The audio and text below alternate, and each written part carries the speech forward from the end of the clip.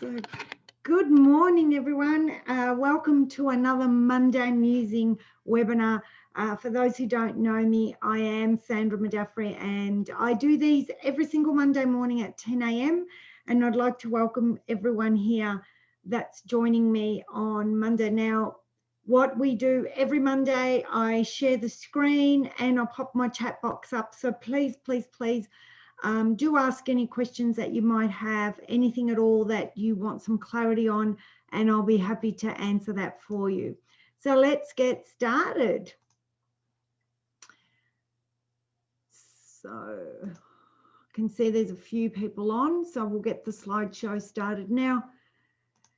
One of the biggest problems, I've been a business coach even before the thing existed. Actually, I was an ex-business strategist many years ago in my business, and one of the biggest things that I found is that motivation is probably the hardest thing for a business owner to maintain, and one of the reasons why a lot of businesses fail and a lot of business owners quit before they need to, because they lose motivation. Now, business is not always a steady stream. It's great if you can actually organize a business that does do that, and there are ways of creating eventually a business that has a steady stream. But I remember many years ago being told, oh, I forgot to pop the chat box up, I better get that up. Many years ago being told that most small businesses, if you are still around in 3 years from when you start, your chances of a success go up considerably. So business is a little bit of trial and error. You need a couple of years to get to know, when your peaks and troughs in business are. And of course, once you get to know these things, you can implement strategies to create a more consistent and sustainable business. But motivation, especially when things are not going great, is one of the hardest things to do. So I've put together my top tips to keep you motivated in your business, to keep you going. Hi, Desiree. Nice to see you on here. To keep you going so that you can stay motivated on a daily basis. I've now been running my coaching business for roughly 5 years. The last 2 years, I really cranked it up. Before that, I probably made all the mistakes every single business owner makes, including losing motivation at times. And it's one of the reasons, especially in the niche that I work with as a mentor, and also the niche that is my primary niche, which is wellness practitioner, holistic therapist, is that when things start to go bad, I wouldn't say bad, but things slow down and we presume them to be bad, what tends to happen is we begin to jump around. Okay, good. Richard, I'm glad you're here because this will give you some tips. What tends to happen is when things aren't going exactly the way we want them to go, as a holistic therapist, as a wellness practitioner, hypnotherapist, whatever you want to call it, because we are able to work in so many areas, we start to jump around in niches. That's one of the biggest things that I found people do. Now, you start again every single time, and then of course, you're 12 months in and it hasn't gone exactly where you want to, so you change niche again. So, the other thing I've seen is lots of coaches and therapists go back and take full-time work. I never recommend that anyone leaves their full-time job unless they've already created that sustainable business to be able to at least replace a massive portion of that income that they're getting, and they come out of it very slowly. But motivation is definitely the one that will get you, because when things don't go exactly how you want, this is where you start to question. So being there, niche switching, yes, huge one. A sustainable business, this is the one thing that I like to tell people, and this is not just through this experience of me being a coach and a therapist. This is even before I became a coach and a therapist, when I was working with a business with other businesses. And probably my biggest niche back then was hospitality, followed by the manufacturing industry, which is really weird. And then it sort of went into retail. But I didn't change the niches. They were just changing. But hospitality was definitely the biggest niche that I worked in when I was working as a business strategist. It takes time to build a sustainable business. It takes time to build a sustainable business that's going to last. Now, it's great to have a business that peaks, but you've got to keep it sustainable. And this is where people don't realize, and these are the mistakes that they made. And businesses do go through peaks and troughs all the time, but it levels out. And the longer you stay and stick to something, if it's really what you want to do, people will get to know who you are. But you cannot create a sustainable business in 3 months, in 6 months. To create a purely proper sustainable business that can keep growing, you need a little bit of time. So getting, feeling unmotivated and switching niche or deciding to do something else or not sticking to what you're doing and testing and measuring is not going to help you. So if, you are in a business that at times has some real, deep troughs, maybe you need to tweak what you're doing rather than tweaking your whole operation.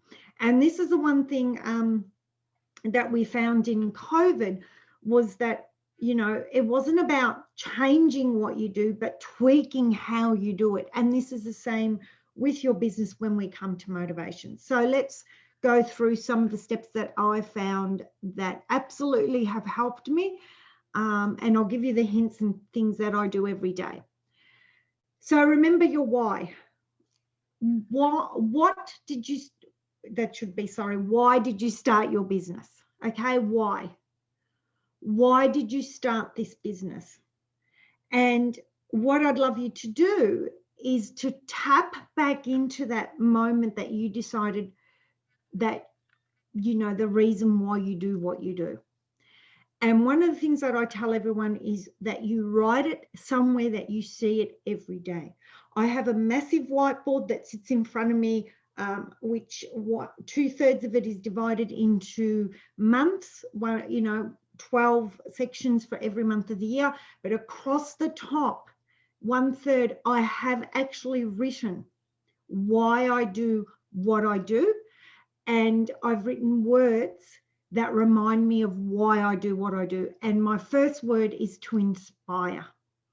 So every time I don't feel motivated, every time I think, oh my God, this is too hard, or every time I think, I don't want to do that today, I always look back up there and remember my why.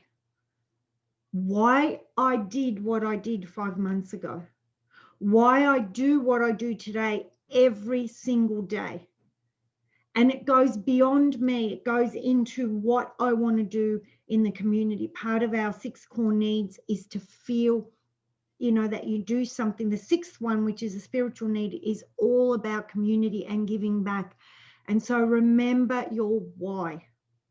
So write it down, create vision boards, put notes everywhere. Whatever it is that you need to do, pop it on your phone, so it comes up on your screen every couple of hours as a reminder. Have it on your computer screen. Whatever it is that you need to remember your why, to go back to that reason you started. Because when things get tough, that's where you want to go. And like I said, it is beyond you. Though you can also put reasons in there as to what this business is going to do for you. And make your reasons why bigger than your excuses. Your reasons why you do what you do must be bigger than your excuses. If they aren't, then you need to look a little bit deeper as to whether you are in the right business and whether you're doing the right niche or whatever it is that you're doing. So your reason why has to be incredibly strong. And I know that mine absolutely is. So even not only community-wise, but also for what my business will do for me is bigger than any excuse that I can have. Why? To be an inspiration to my daughter, to show her that she can follow her dreams and not default into a 9-to-5 hamster wheel. Beautiful. So that is a dream that's bigger than you. And I have dreams that are bigger than me. My reason why I do what I do, one of them being the ripple effect, because I realized a couple of years ago, although I fell back into this business coaching through people asking me that they wanted me to mentor them, to show them how I created this business. But it is bigger than, the reasons are bigger than me, because I want to have a better place for, you know, this earth, this world to be a better place for my grandchildren and my great-grandchildren one day. So that is one of the reasons. The other reason is all about me too. What do I want in my life? And it's important to tap into what you want in your life and why you created this business to create whatever it is that you want. So write down your why. Write it everywhere. Have it where you can see it so that you can never forget why you started. Our momentum is strongest when we begin. So go back to that point. Allow yourself to go back to that point. Very similar to anchoring for those coaches out there, or any NLP people that are trained already that know what anchoring is. Go back to that time in the past where you started that business and feel into it. Really allow yourself to feel what you felt, see what you saw, and hear what you heard back there, and anchor that feeling into your body. I love to drop it into my heart and breathe it in and remember it and have it here sitting in my heart all the time, so that whenever I'm feeling unmotivated, all I need to do is go back to that moment and remember my why. And my reasons always become bigger than my excuses.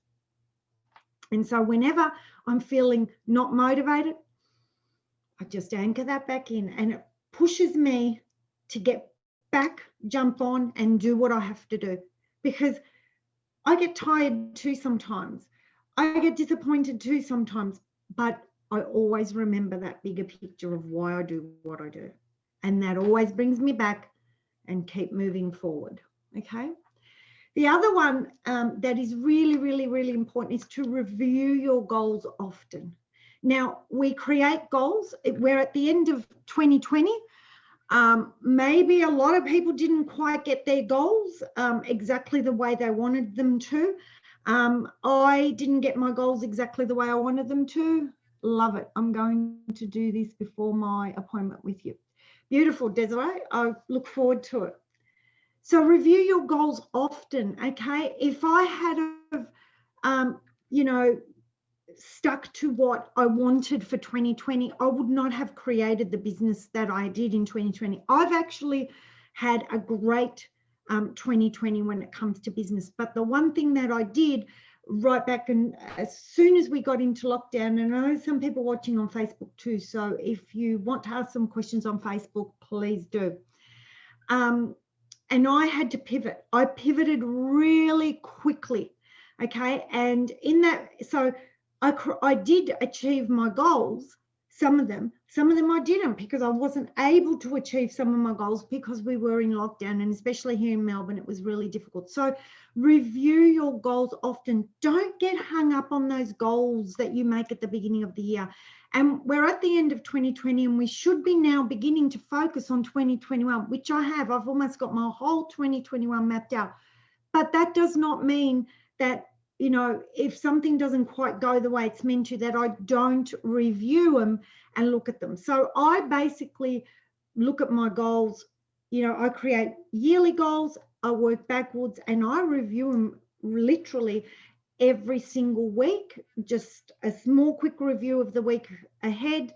But I do review, you know, the bigger goals monthly and quarterly. Really important to do this and not get hung up on it didn't quite work the way it was meant to, because if you get stuck in that, you're not going to be able to see outside the box of what can you do instead. So you have to be flexible.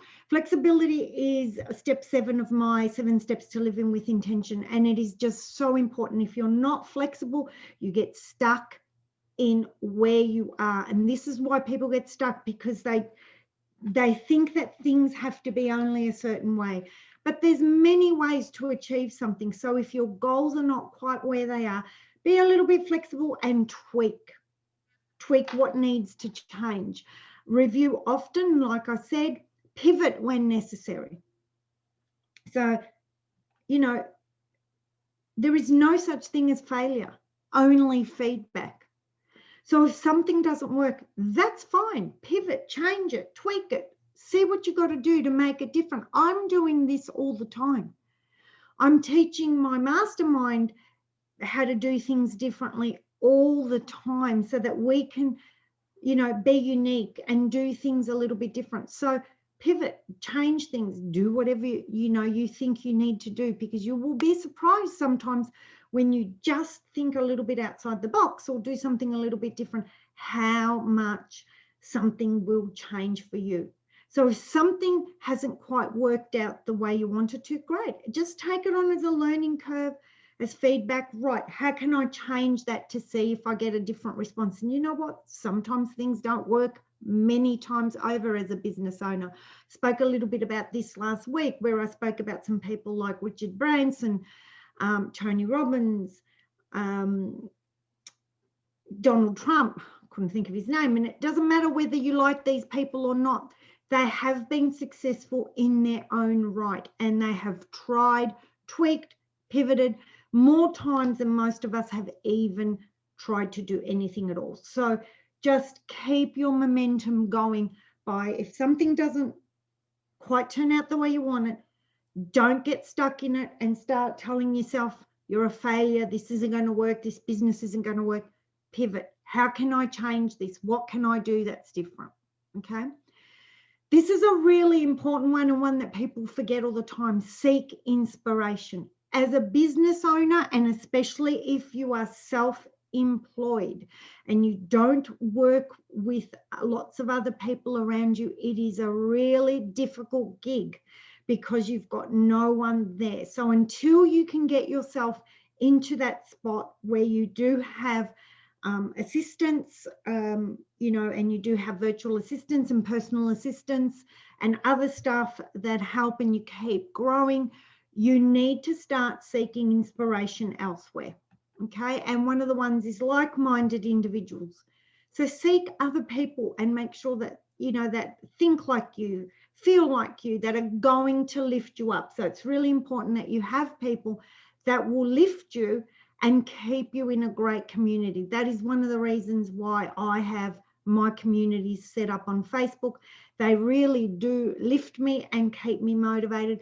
Plus they motivate each other. And last week within my special VIP mastermind community, where I saw that in action, and it was just so heartwarming to see how these business owners all helped one another and gave support. It was just beautiful. So seek out like-minded individuals, get into communities, network with like-minded individuals, network regardless of whether they're like-minded or not. Networking is a great way to get yourself motivated into your business, but to be able to see other people that are successful, and it inspires you. And they don't have to be doing exactly what you're doing. They can be other business owners that just inspire you. So this is a great way to keep inspired. Read inspirational books every single day. Read something that inspires you. Watch webinars. Listen to podcasts.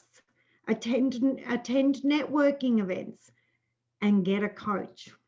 If you really find it hard to get inspired, to be accountable, to get motivated, to stay where you need to stay, get a coach or a mentor. I cannot tell you how important it is, number one, for me to have someone coach me and keep me accountable, and number two, I do this in turn, do this for my clients, and every single time one of them drops and I can see it, I will reach out and say, what's going on? We need to get something done, and lift them up again. So get a coach. It is well worth it. I hear often so many people say, I can't afford it. Well, can you afford not to? So some really good food for thought there, because I know a lot of people who do not get coaches, or they think that getting a coach is, it shows that they're not good enough, or they're not doing, whatever they need. But it's actually a great way to keep you accountable. And plus, sometimes when we get stuck inside that box, because it's our box, when we're emotionally connected to our box, a coach can see outside of that box and helps us see outside that box. And remember to put yourself first. I cannot stress this one enough.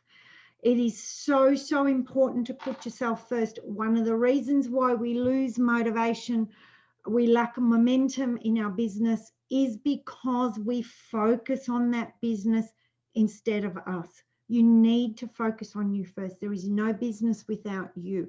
So you need to come first. And actually today, when I was sitting here about to, press go on the Zoom webinar and on Facebook, I realized that the word itself, busyness, implies that we have to constantly be doing something in the business. But if you don't put yourself first, you cannot pour from an empty jug. So one of the reasons why people lose motivation and momentum is because all they do, all they think about, all they worry about constantly is their business. Now, I love my business. I love what I do. Yet I went away this weekend and I took my laptop because I was supposed to do my social media weekend posting, because my VA doesn't do it. And guess what? I chose not to do it. I put myself first. I thought, you know what? I'm not going to do it this weekend. I did a little bit last night because I put myself first. I thought I need a break. So this morning I woke up and I'm quite motivated because I gave myself what I needed. So plan out your day. So important to stay motivated as well. Plan out your day. Make sure that you know what you're doing, what to expect, what's happening in your day, so that and it's not about being in control. It's about being in charge of your day, knowing what's going on. If you know what's going on, you feel better about your day. And plan breaks. Plan breaks for yourself. You should be having a break every 75 to 90 minutes of your day. And I mean a break as in walk away from whatever you're doing, go and have a cup of tea, go for a little walk, go and even just get a drink of water, have a stretch. So plan your day and put in planned breaks and stick to them. Don't work constantly. It drains you. And this is when you start to lose motivation, because what happens is you're working all day, you're drained. Okay, so then the next morning you get up and your body's like, oh my God, she's going to work all day again. This is, the unconscious mind, because it wants to preserve you, doesn't want you to feel that drained feeling that you had the day before. So it's going to try and stop you. So this is why we procrastinate. Tea break booked in after this call. Beautiful, Richard. Me too, actually. So, the unconscious mind so a lot of people ask me, why do they feel unmotivated? Why do they procrastinate? Because the unconscious mind sees what you do when you just go full hog and says, and then she's exhausted at the end of the day. She hasn't enjoyed it because she's tired. So I'm not going to let her do that. So you begin to procrastinate. So just be careful, because the unconscious mind does remember what you felt beforehand. So don't work constantly. You want to create a work day where you're unconscious, where you finish at the end and you think, oh, that felt good, regardless of what successes or wins you've had that day. Just working in the business and feeling good by the end of the day helps you the next day when you got to get up and do what you have to do. And having it planned out means that you will be productive, because you're not just sitting there. You've got plans. This is what I have to do. And every Monday between 10 and 10:30, completely blocked out, I have my Monday morning Musing webinars. Okay? Take time out when needed. So in weekends, if you need a weekend off, do that. Shut off your computer. Shut off the phone. Take time out to have a rest. You will feel so much better.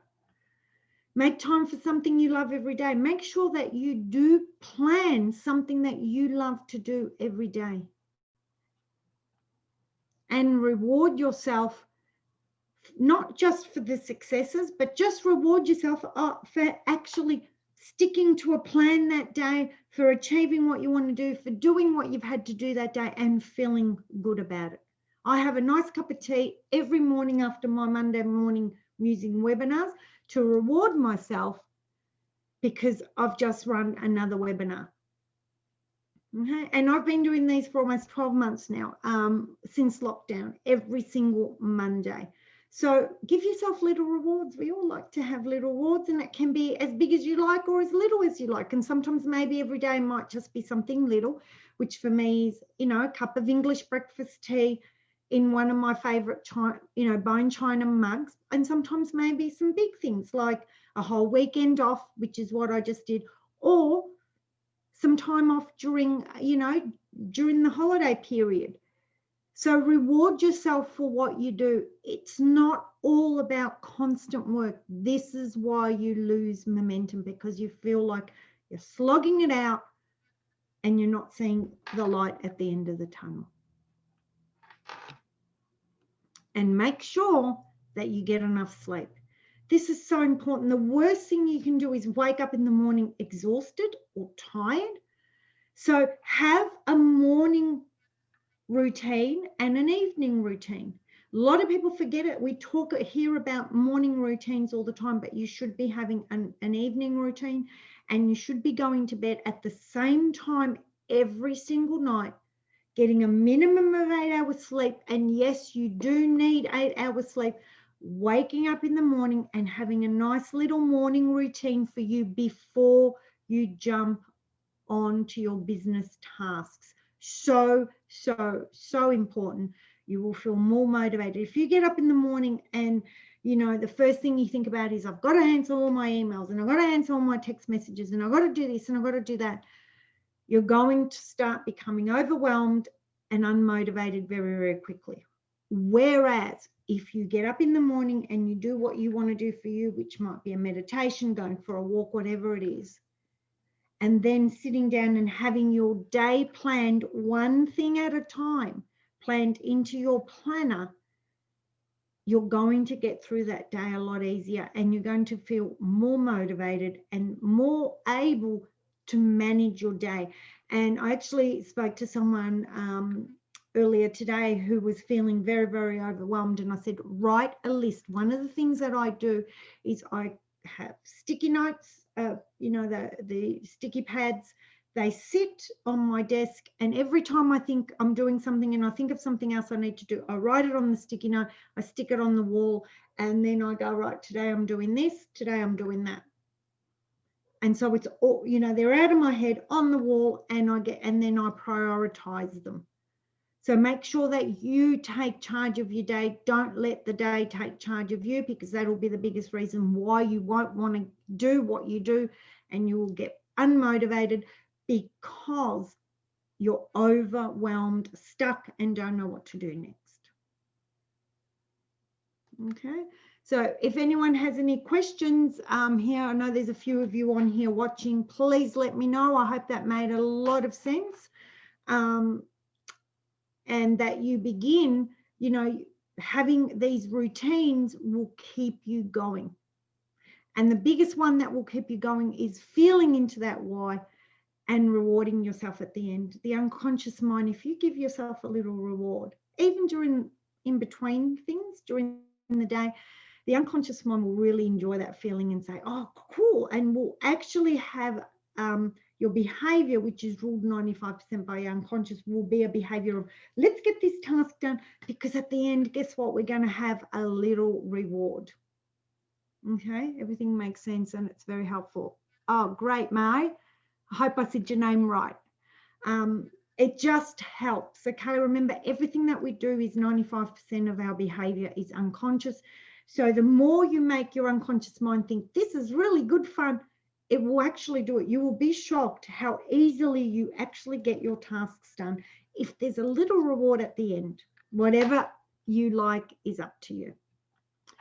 Okay, so that's it for another Monday morning. Thank you so much. You can find me on Facebook, LinkedIn, Instagram, and YouTube. If anyone would like to know more about what I do offer brainstorming sessions where we can chat and have a look at what your biggest problem is right now in your business, and give you three easy to implement tools to get you going along your way. I'm happy to do that. If you're not a member of my group at the moment, please join my Entrepreneurs Leading with Intention group. I will send that through in the emails today as well for some more hints and tips. But I look forward to seeing you next week. I have some special things coming up the next few weeks, and it's all going to be all about NLP in business. As most of you know, I am doing, now that we're out of lockdown and hopefully all going well, 2021, an NLP tour around Australia, teaching practitioners. And so I want to start introducing a few people, want to know a little bit more about what is NLP all about. I'm going to show you how NLP can be used in business. And I will start doing that next week. So I think there's 3 parts to our communication module of NLP. And so next week will be part A. Everything, I'll find you on Facebook. Great, Mard, I look forward to it. So please have a great week, everyone. Until next week, enjoy. Start putting in some of these processes one at a time each day, and I will guarantee that you will feel completely different about what you do. And always remember that why. Like I said, and I've read many times in Napoleon Hill's book, that burning desire to get what you want needs to be stronger than everything else. So thanks for watching, guys. I look forward to seeing you all next week. Bye for now.